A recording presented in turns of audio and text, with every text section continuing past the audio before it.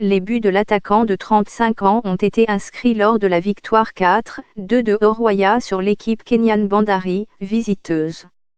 Oroya était en tête à moins d'une minute du coup d'envoi et marquait un deuxième but avant que Bandari ne se batte pour égaliser 2-2 à la mi-temps. Bans, qui a joué dans 22 clubs en Afrique, en Europe, au Moyen-Orient et en Asie, a marqué 2 buts au cours de la seconde mi-temps pour l'équipe multinationale guinéenne. Oroya est financé par Antonio Souar, un homme d'affaires qui a injecté des millions de dollars dans le club à la recherche d'une gloire africaine. Oroya ont atteint les quarts de finale de la Ligue africaine des champions lors des 2 dernières éditions, mais ont été éliminés lors du dernier tour des éliminatoires pour la phase de groupe. Cette situation a entraîné la relégation en 2e division alors qu'ils cherchaient à remporter un 2e titre continental après avoir gagné la Coupe des vainqueurs de coupe en 1978. Zio Tenbo, 34 ans, a également réalisé un triplé lors de la victoire 3-1 de Zanaco sur Kano Sport Academy de Guinée équatoriale à Malabo. Les vainqueurs des 2 matchs se qualifieront pour la phase de groupe du tournoi continental de 2e division.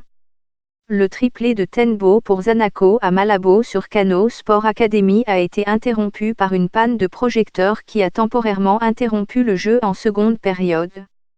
Les adversaires nigérians ont connu des résultats mitigés. Enyimba a battu le TS Galaxy 2-0 à Aba, en 2e division sud-africaine, tandis que les Enugu Rangers se sont inclinés 2-1 à Lomé face à l'ASC Kara du Togo.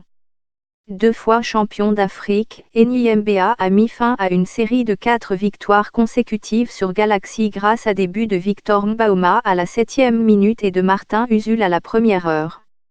Galaxy, qui s'est qualifié en finale de la Coupe nationale grâce à l'étourdissante performance des Keze Chiefs.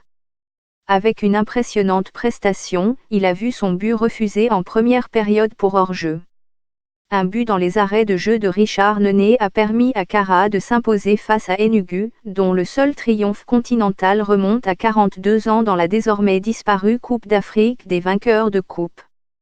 Affrontement d'anciens gros calibre. Gore a pris une avance en seconde période qui n'a duré que 8 minutes, le gardien David Mapigano a sauvé un pénalty et ils ont terminé avec 10 hommes car Charles Momani a reçu un carton rouge. Les pyramides égyptiennes ont pris une avance de 2-1 sur les jeunes Africains de Tanzanie dans la ville de Mwanza, au bord du lac, grâce à des buts du Burkinabé Eric Traoré et d'Abdallah El Saïd.